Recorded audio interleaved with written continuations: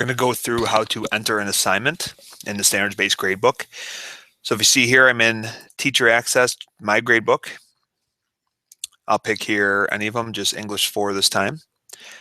As you look here, I have my students stacked vertically. You could also have them horizontally, but for right now I have them vertically. I can see all of my standards and indicators listed.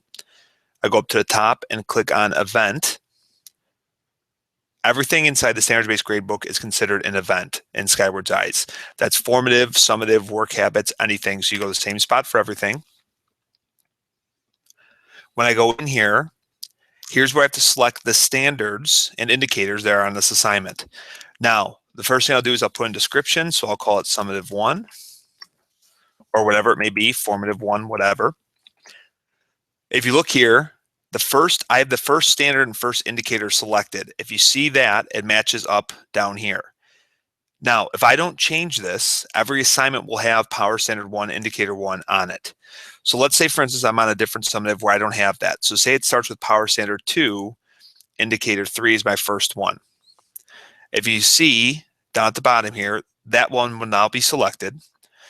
Now, I just do one of them up here at the top, and then down at the bottom, I could just scroll down and click the additional one. So say it's Power Standard 4, all 3 of those indicators, and maybe Power Standard 5.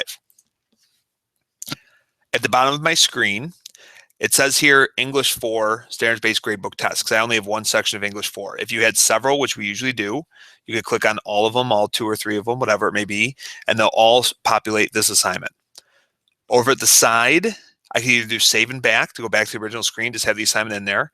I'm going to do save and score. Now, this is my first student, SBGB test. You can see that there's stacked up the spots just for those indicators now will show up. So if I enter their scores, 3, 2, 3, 2, something like that. Now I jump down to the next student. The student will highlight so you know, make sure you're in the right student, because sometimes the box gets slightly off, but this helps to make sure you're with the right student. Off to the side here, I have multiple options: remove all grades, set all to no count. I would select this if I was putting in a formative assessment. Remove all missing, remove all to no count. I'll do save and back.